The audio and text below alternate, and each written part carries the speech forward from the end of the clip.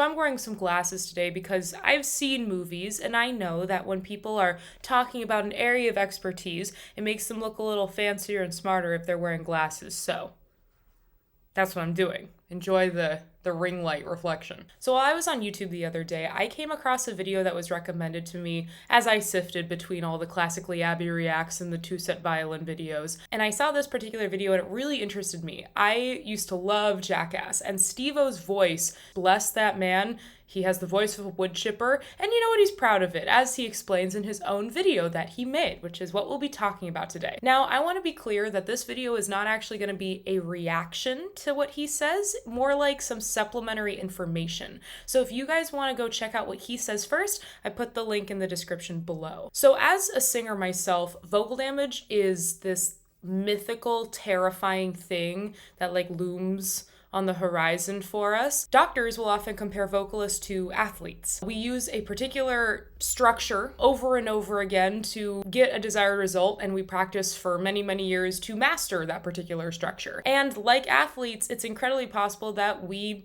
hurt ourselves. And so for singers, the idea of vocal damage is a constant paranoia. So it was really interesting to me to see a video put out by someone who's not a singer, someone who wanted to explore what happened to his voice. I am actually someone who has had a little bit of vocal damage because I have what's called silent acid reflux, and it's kind of burned my esophagus a little bit and a little bit on my vocal folds. So when Stevo said in the very beginning of his video, I always thought that my world record for barfing the most on television might have something to do with it, I was inclined to believe him. So this video is Stevo outlining his vocal journey. It's him talking about how throughout his life he's noticed a decline in his voice, and now even though he's living free of drugs and any other kind of damaging effects, he's noticing it's getting worse. And how could it be all the drugs and alcohol when I got sober and started living real healthy and nothing changed? If anything, my voice got worse. So he actually goes to a laryngologist. At the laryngologist, they scope him, which is a super gnarly experience where either they stick a camera down your nose or your throat. I've never done the nose thing. That kind of freaks me out. So while he's there, he gets to look at his vocal cords. So before I give anything away, let's talk about some basics. Now I must explain some things to you, so I better put on my smart people glasses. Okay, so these are your vocal cords, also known as vocal folds, depending on who you talk to. Often, one of the biggest causes for vocal damage is what we call high impact use. Stuff like screaming or yelling or talking really, really loud for a long amount of time. That causes your vocal cords to just smack together a whole lot. Okay, these are just distracting. And this can cause your vocal cords to swell, to get calluses on them, basically anything that prevents them from connecting and doing the little pretty jellyfish dance that they do all day to make the pretty sounds. So Stevo's voice obviously is not making the pretty sounds. So it would make sense that maybe he has some kind of cord damage. Stevo also tells the audience about his extensive drug use, and he shows us a few videos of how his voice has changed when he does drugs. I also began regularly sampling cocaine and crystal meth. I drank much more, smoked heavily, and then of course my drug use got totally out of control with cocaine and ketamine and PCP, which made my voice sound weird. And I just hit a whole lot of PCP.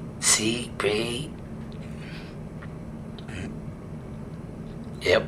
But out of all the drug use, what I thought did the most damage to my voice was the nitrous oxide.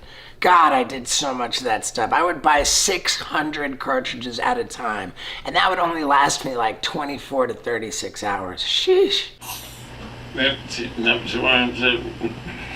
So let's talk about drugs, baby. Let's talk about you and me. That doesn't really work. Let's talk about PCP. Nice. Okay, great. Okay, so imagine that your vocal cords are like you in a bathtub. Your vocal folds are just chilling in your larynx. They're happy, they're hydrated, there's some mucus, they love that. Baths are only fun when there's water in it and maybe a duck, So your vocal cords like hydration, and when we do stuff to dehydrate them, as in take all the water out of the bathtub, suddenly it starts to suck. Imagine sitting in the cold, empty bathtub of life. That's what happens when you do drugs, kids. So smoking and alcohol are obviously super dehydrating, but also drugs that you snort, anything that kind of drips down the back of your nose into your esophagus and onto your vocal folds, that can irritate it too. So it's not surprising that Steve-O experienced some like kind of weird vocal change when he did those drugs. So Steve-O really lines up all these reasons why his voice could be totally messed up. But he does provide us with a pretty awesome Shyamalan twist at the end here. So when he goes to the doctor looks at his vocal cords and tells him that it turns out this entire time, he hasn't been using them. He's been using the tissue above it to talk the whole time. So like here in the script, I just wrote like, what? And I was like gonna do like some funny editing or something, but like, I don't know, I might be kind of, what? Okay. So Steve-O's doctor here is describing something called the vestibular folds or the false folds. What? Okay, so your vocal folds are chilling in your larynx and they have a lot of friends. So they have some upstairs neighbors and they're like thick. So these boys can also make sounds too, and you've heard it before when you listen to bands like Nirvana or any kind of screamo heavy metal band, they're often using their false folds. It's something that you can master yourself with correct training. It can be a little dangerous to try to do it on your own because it is a flexing of the throat muscles and that can get a little sticky. So if you guys feel like learning how to use your vestibular folds, go find a professional. Go find a professional. Do not listen to idiots on YouTube who try to teach you how to do this without being in the room with you.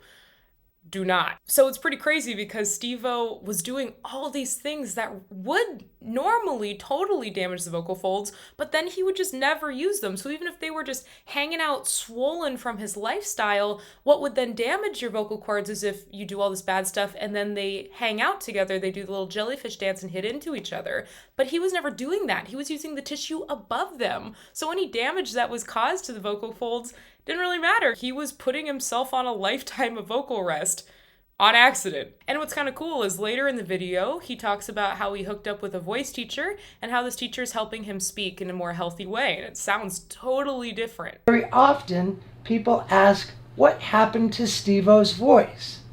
So I decided to try to find out and work on improving it. So it turns out that Steve-O's totally fine, and it's kind of fun because he talks about how maybe he doesn't even want to change his voice because it's something special about him. But I don't even know if I want my voice to change. I kind of like getting recognized over the phone. And my girl darn sure doesn't want it any different. No, I love your voice. I think it's sexy. Yeah. But I'm still gonna give it hell because maybe I can use it in a more healthy way. I think that's beautiful. He also then like abruptly segues into plugging his new project, which I always find super tacky. Hey, I'm a new YouTuber and you should subscribe. This is my brand new project. I don't know if I'm any good at it, but you should subscribe to this channel.